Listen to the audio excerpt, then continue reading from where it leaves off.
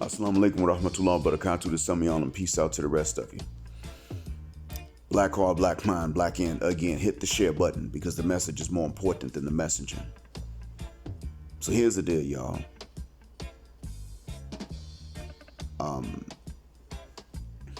I had a discussion with one of my in-laws, a lady from my wife's family.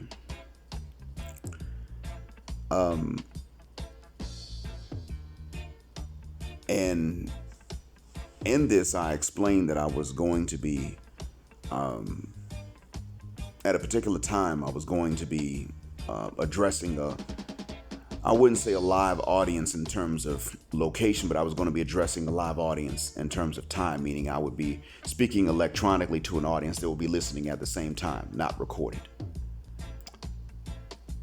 And so that meant that at that time, I would not be able to run errands.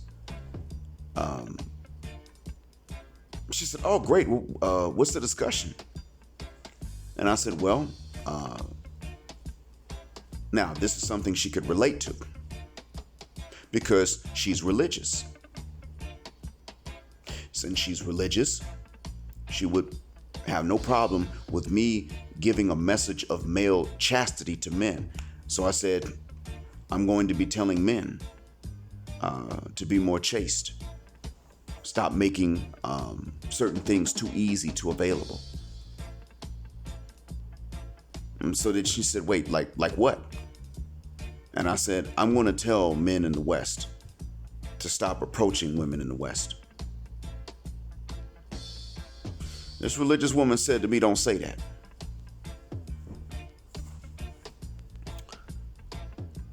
So I looked directly into the camera, not at the screen anymore, but into the camera.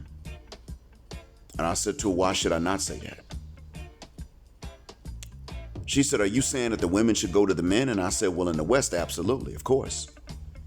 Yeah, Western women should not have the option of sitting back and waiting. We need to stop giving that option.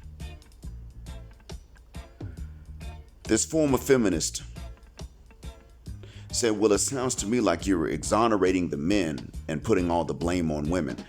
We didn't have a discussion about the difficulties of the relationships between men and women in the West. That was not in the discussion. She jumped straight to that.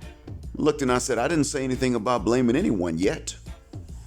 I simply said I will be addressing an audience, and in this message, I'd be telling men to be more difficult. Stop making approaches.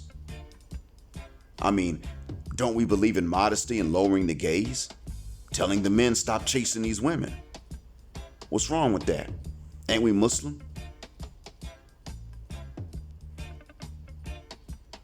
This is a former feminist, and even she had the same knee-jerk reaction before I ever went live. I didn't tell you all about that. I decided to wait. I want you guys to understand the strength of that message, the power of it. When I said that this is a powerful message, so powerful that when I was live, giving ladies a chance to come and refute it, they didn't do so. But when it's recorded, they come back and they say, oh my God, that's not going to happen. No, absolutely not. Don't say that. I knew what I was talking about because I had seen this eve. Now, mind you, I already had scheduled this. But just from me mentioning partially what this was going to be about, I got this reaction from a religious Muslima that's an ex-feminist still. This must be the solution, gentlemen. Stop approaching. Stop chasing them. I'm not saying quit liking women. I'm not telling you that. I'm saying don't approach, don't chase. Now, some men say, well, what we going to do? We men, biology. Yeah, well, they have the same biology. I mean, they're not men. Don't get me wrong. What I'm saying is that they have an interest in you as well. They're just able to sit back and be picky about it. Because even with their low self-esteem, they're still arrogant compared to how they feel about you, just because you're a guy. And because they have so many options, they get to sit back and be picky, so much so that even though they can't choose the right men, they will still sit back and rack high body counts up while they have eliminated most men. I talked about that last night. What you didn't know was that I saw the strength of this message within family. She right off the bat assumed that I was going to have some session because she doesn't know which channel is mine. Should have known nothing about this. She and my wife never had a conversation in which my wife said, well, he's got a channel on YouTube. Never had that. So this in-law of mine assumed. Why did she have that knee-jerk reaction? Because that's their fear. And she's not even a Western woman originally. Now, we did get into a bit of a debate, and I had to say to her, listen, what you're talking about in your community is true for your community. Maybe. I haven't heard the men's side of it yet a whole lot. Not yet. I will. But I'm not taking your word against it or for it. Not at all. I'll listen to what you say now about your community, and then I'll listen to what the men's side of the story is, and I'll make a judgment from then on. Or if I can't make a judgment, then I won't, because it ain't really my problem. It ain't my business. But I'm telling you about my community, and since you asked, since you brought it up, let me tell you that yes, it is on the women in my community. The women drove away black men. The men did not drive away black women. And she started talking about the money that we weren't making and the providing that we weren't doing. And I said, stop right there, ma'am. Hold on. 62% of us men are in the middle class. Statistically speaking, the most likely woman to be the breadwinner of the family is the white woman while married. The least likely woman to be married and be the breadwinner, statistically speaking, is the black woman. Because black woman refuses to be a breadwinner when she's married. The black woman refuses to be a breadwinner if she's having sex. The black woman demands the world in exchange for sex. And if she can't get that, she will accept the world from her male friends and then give it for free to one guy that doesn't have to do anything. That's the game she plays. You didn't know that, did you? Did you know this was going on in our community? Did you know that a very small number of black adult men are out here making babies and then being absentee fathers? That most of the children who don't know their dads actually share the same few dads, so much so that incest is beginning to happen unintentionally in black communities? Did you know that? Because as these kids now, they grow up and they find someone, they find their own siblings. Did you know this? And you didn't know this was happening, did you? Yeah, because most black American women, educated and uneducated, want the same few men, and they're the only ones these women are gonna sleep with. No one else. Did you know that black men are statistically most likely, black American men are statistically the most likely to wear condoms? Black American women are statistically the least likely to request them. So it ain't most black men out here making these babies and leaving and not providing. It's very few. Did you know that we're the most likely, along with Latin American men, many of whom are black themselves, by the way, to be involved in the lives of our children, even if we're not with the mothers anymore? Like me. Did you know that? I don't blame you because you didn't know. I blame you because you decided to speak without knowledge about a group of people that been lied on to you, even lied on to ourselves. I don't sit up here and tell you about Somali men and what they don't do. You have to tell me that. But when a black American woman tells you bad about us, you listen and you didn't ask for the stats. Did you know that 1.5 million black babies were born to black women that were not born to black fathers? Meaning they're out here screwing non-black men when they can get them and then bringing the babies back into our community since they are in fact biologically black. Did you know that? Yeah, that's what we see. Yeah, that's what's going on here. Did you know that one black single mother on CNN that got all you all sympathy turns out to not even be their mother? Yeah, that's what's going on here.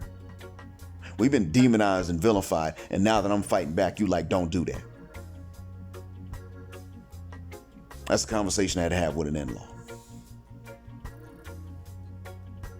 Nothing hateful about it. We don't hate each other. We've gotten along well before. We respect each other. She's an ex-feminist. But I want you gentlemen to understand why it is that I will tell you even to watch out for the ex-feminist. She may have lost all hatred for you, but she still wants to talk this both sides kind of thing. Don't even accept that. Now, if you're coming from another black community that's not the black American community, multi-generationally speaking, I'll leave it to your judgment. I'll fuck the shuck up for the most part. But I'm gonna tell you, Black American men, you dealing with that ex-feminist, be careful, because even if they start with this both sides argument and they're talking about Black America, you stop right there in the tracks. No, it ain't both sides. Last thing I'm gonna tell you, gentlemen, is what I told her. This is the argument that you use. You say what I said to her to close it out. Until the day that a Black man has as many purely sexual options as a woman can get, walking into any of the same places, until the day that a man can go to the club and pick up chicks as easily as chicks can pick up a man, or the bar, or wherever else that people go to hook up, until the day that sex is as easy for men to get on their own terms as it is for women to get on her own terms, don't say anything to us about how it's the men's fault. Some say that, well, men are the gatekeepers of relationships and marriage. I say that both of us are the gatekeepers of that. See, whichever one you put before the other one in the society is going to be the determining factor for which gender controls both marriage and sex. Where you live in the West, sex precedes marriage for the most part by default. They're the gatekeepers to sex. That makes them the gatekeepers to marriage too, by extension. Now, you may be the gatekeepers to marriage proposals, but I just told you don't make approaches even for that purpose. So I'm telling you to be, and in a sense, I'm telling you to be the gatekeepers to both sex and marriage by not approaching them for either one. But we're not the gatekeepers to marriage, because where you live, as I said, they're the gatekeepers to sex because we let them be. And therefore, since that has to precede marriage, they're the gatekeepers to marriage too. We do not control who actually winds up together.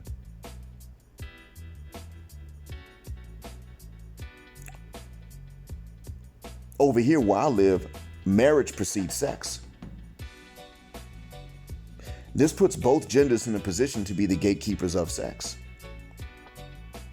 But here, actually, both of these things are in their gate kept, so to speak, by both genders.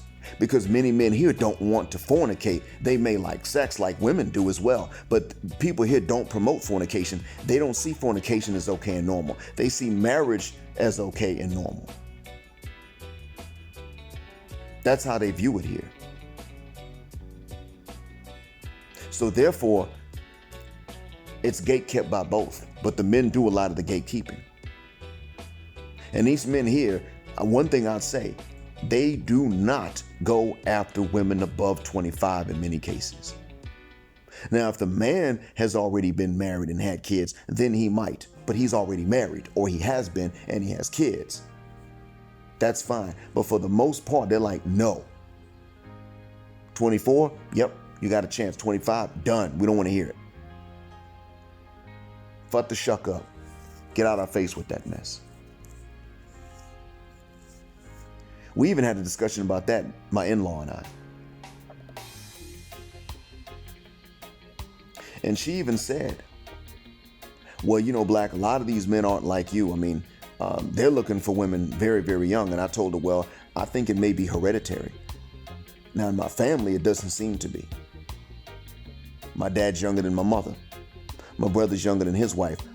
I am younger than my ex-wife, the one in North Africa.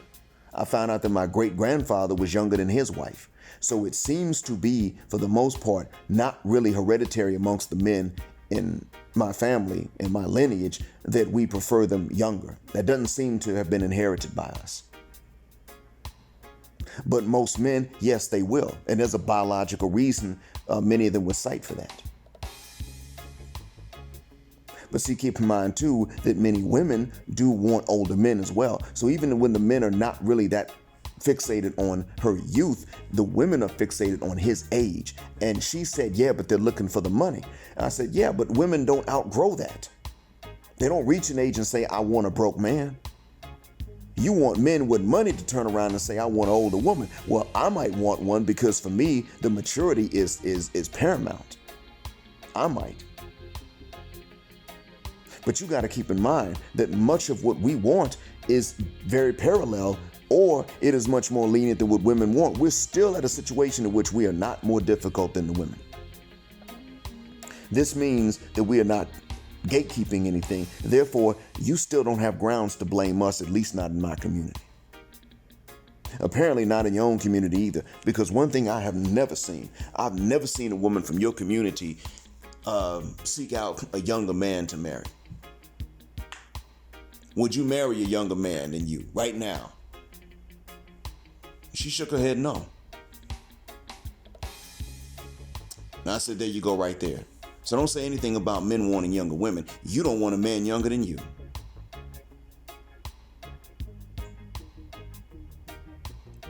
Gentlemen, be leery even of, I'm not saying completely distrustful. I'm merely saying be leery and pay attention even when dealing with the ex-feminist. The best one should be the one that never was on that stuff. Preferably the ones who knew what it was and sidestepped it and said, hell no. Leave even the ex-feminist to prove that she's no longer a feminist.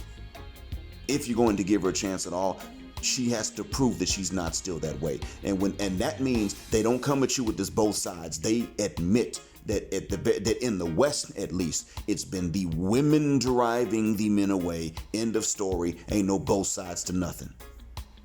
Thanks for listening. Black heart, black mind, black out. Keep it militant. Assalamu alaikum and black heterosexual non-select male power. Just because they don't like it, and black patriarchy until extinction of Judgment Day. And in honor of Joseph Milliken and Lion and MGTOW, give them nothing, better yourself for yourself, and don't approach her.